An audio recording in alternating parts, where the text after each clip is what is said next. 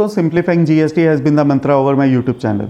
दोस्तों, अब हम बात करने वाले हैं सर्कुलर नंबर 227 की, जो कि जारी किया गया सीबीआईसी के द्वारा 11 जुलाई 2024 को। ये सर्कुलर को बात करने से पहले मैं आपके साथ एक सेक्शन 55 की आपके साथ बात करना चाहूँगा। सेक्शन 54 के अंदर जीएसटी रिफंड मिलता है, हम सबको मालूम है। सेक्शन 55 के अंदर भी जैसे यूएनओ, एम्बेसीज और कैंटीन स्टोर्स डिपार्टमेंट को भी रिफंड मिलता है, ऐसा सेक्शन 55 में लिखा हुआ है। जबकि इसके ऊपर जो कैंटीन स्टोर्स डिपार्टमेंट को जो रिफंड मिलता है वो मिलता है 50% ऑफ जो उन्होंने जीएसटी पे किया होता है, चाहे वो सीजीएसटी हो, यूनियन टेरेटरी हो या आईजीएसटी वाला, उन गुड्स पर जो उन्होंने रिसीव की होती हैं for the purpose of further supply to their unit run canteens और for their authorised operations.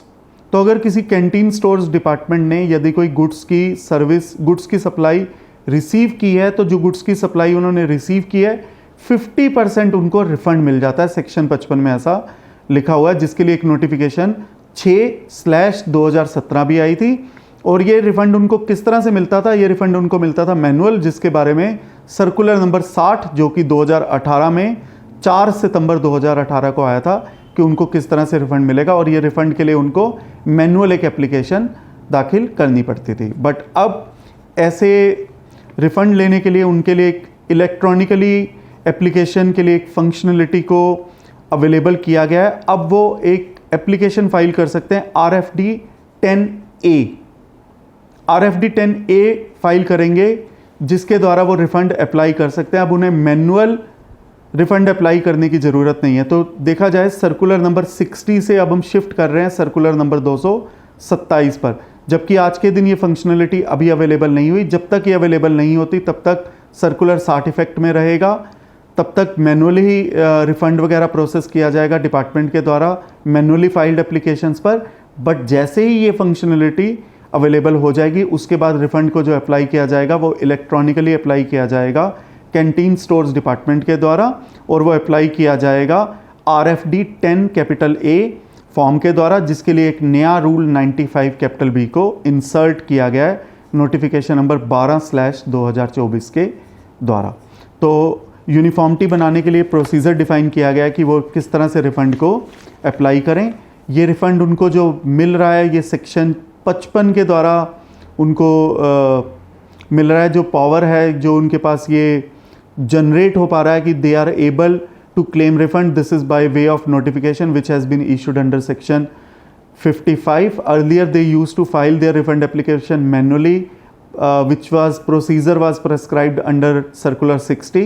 Now circular 227 is taking over in respect of instead of circular 60, and as long as this functionality is not available on the portal, as till that time circular 60 will remain into effect. कोई भी manually application तब तक डाल सकता है, but जैसे ही ये functionality आ जाएगी आपको रिफंड ऑनलाइन डालना है। जो फॉर्म है वो RFD 10A है। और इसमें जो चीज़ें ध्यान देनी है वो ये ध्यान देनी है कि आपको ये बताना है कि आप कौन से इनवॉइसेस पर, जो आपके इनवर्ड गुड्स वाले इनवॉइसेस हैं, कौन से इनवॉइसेस पर आप रिफ़ंड क्लेम कर रहे हैं। ये डिक्लेरेशन देनी है कि आपने फर्दर इनको सप्लाई कर दिया है।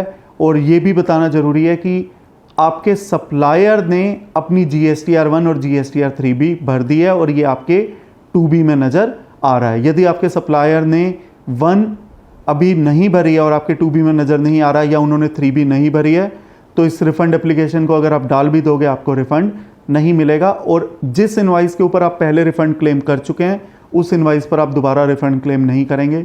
लॉजिकल है, एक इनवाइस पर दो बारी रिफ़ंड क्लेम नहीं किया जा सकता।